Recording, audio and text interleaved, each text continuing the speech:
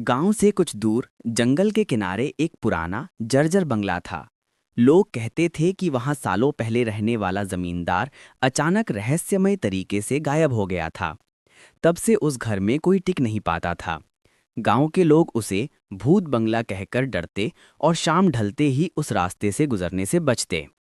रवि, जो पास के कस्बे में कॉलेज में पढ़ता था, इन बातों पर विश्वास नहीं करता था। छुट्टियों में वो गांव आया और दोस्तों से सुना कि कोई भी उस बंगले में एक रात नहीं रुक सकता। रवि ने हंसते हुए कहा, अरे, ये सब अंधविश्वास है।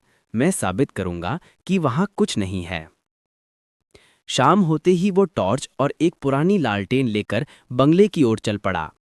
बंगले का दरवाजा चरमराहट के साथ खुला और अंदर घुप अंधेरा था। हवा इतनी ठंडी थी मानो सर्दियों की रात हो। दीवारों पर मकड़ी के जाले, टूटी खिड़कियां और कोनों में उड़ते चमगादड़ उसे अजीब सा एहसास दिला रहे थे। रात गहराने लगी। रवि ने अपने बैग से किताब निकाली और पढ़ने लगा। तभी अचानक किसी के कदमों की आहट गूंजी। उसने सोचा शायद हवा की आवाज होगी, लेकिन फिर दरवाजा अपने आप धड़ाम से बंद हो गया। रवि का दिल जोर जोर से धड़कने लगा। कुछ देर बाद कमरे के कोने में लाल चमकती आंखें दिखीं। एक परछाई धीरे धीरे उसकी ओर बढ़ रही थी। रवि ने टॉर्च उस पर डाली, मगर वहां कोई नहीं था।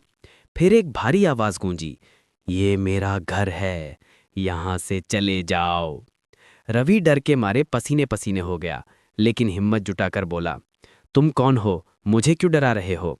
तभी सामने जमींदार की धुंधली आकृति दिखाई दी। उसने कराहते हुए कहा, मेरा खजाना इसी घर में छुपा है। लालच ने मेरी जान ली और अब मैं इसी घर में बंधा हुआ हूं। जब तक मेरा रहस्य बाहर नहीं आएगा, मेरी आत्मा शांति नहीं पाएगी। रवि कांपते हुए बोला, तुम्हारा रहस्य मैं सबको बताऊंगा। अचानक वो आकृति गायब हो गई और घर में सन्नाटा छा गया। अगली सुबह रवि गांव लौटा और लोगों को सब बताया। गांव वालों ने मिलकर बंगले की खुदाई की और सचमुच वहां एक तिजोरी मिली। उसमें जमींदार के गहने और सोना था।